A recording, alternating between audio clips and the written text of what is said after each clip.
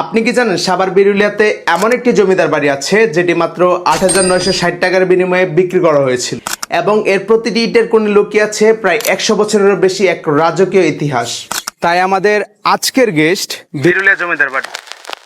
একসময় বিরুলিয়া গ্রামটি ছিল এই তুরাগ নদীর তীরে অবস্থিত একটি গুরুত্বপূর্ণ নৌবন্দর এবং ব্যবসা বাণিজ্যিক কেন্দ্র। ধারণা করা হয় প্রায় ৩০০ বছর আগে এই এলাকাতে জমিদারদের বসতি স্থাপিত হয়। লোকমুখে একে জমিদার বাড়ি বলা হলেও এর মূল মালিক কিন্তু জন্মসূত্রে জমিদার ছিল না। ঊনবিংশ শতাব্দীর শেষের দিকে বিখ্যাত ব্যবসায়ী রজনীকান্ত ঘোষ প্রায় ৮,৯৬০ টাকা চারানার বিনিময়ে জমিদার নলিনীমোহন সাহার কাছ থেকে এই পুরো সম্পত্তিটি কিনে নেন। স্থানীয়দের কাছে এই ঐতিহাসিক স্থাপনাটি মাস্টার বাড়ি নামেও পরিচিত, তবে ইতিহাসে এটি বিরুলিয়া জমিদার বাড়ি নামে বেশি উল্লেখিত হয়েছে।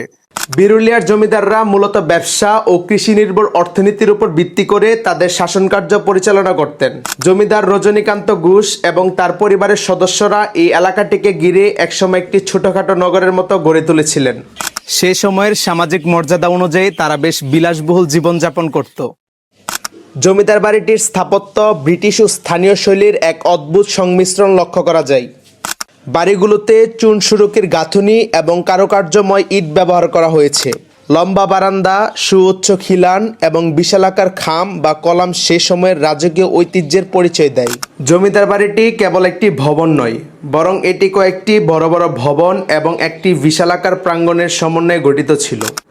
অন্যদিকে জমিদার বাড়ির প্রাঙ্গণে দাঁড়িয়ে আছে একটি শতবর্ষী বটগাছ, যা শুধু একটি গাছ নয়, এটি যেন বিরুলিয়ার ইতিহাসের নীরব সাক্ষী।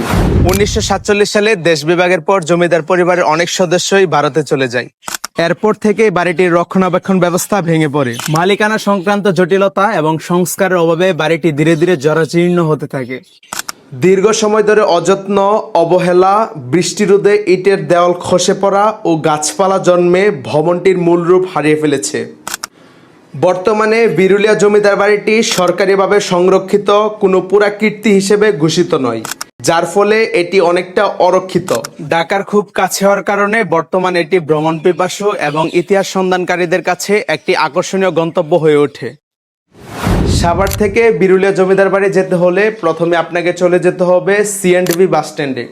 C&B থেকে চারাবাগ হয়ে আপনাকে রিকশায় করে চলে যেতে হবে আক্রেন বাজারে। আক্রান বাজার থেকে আপনাকে চলে যেতে হবে বিরুলিয়া ব্রিজে। বিরুলিয়া ব্রিজ থেকে আপনি খুব সহজে চলে যেতে পারবেন এই প্রাসাদে। সময়ের প্রবাহে অনেক কিছু বদলে গেছে, কিন্তু বিরুলিয়া জমিদার বাড়ি আজও নীরবে বহন করে চলছে শত বছরের ইতিহাস, ঐতিহ্য আর অসংখ্য অজানা গল্প। তাই আমাদের দায়িত্ব শুধু এর সৌন্দর্য উপভোগ করা নয়, বরং এরকম ঐতিহাসিক স্থাপনাগুলোকে সংরক্ষণ করা।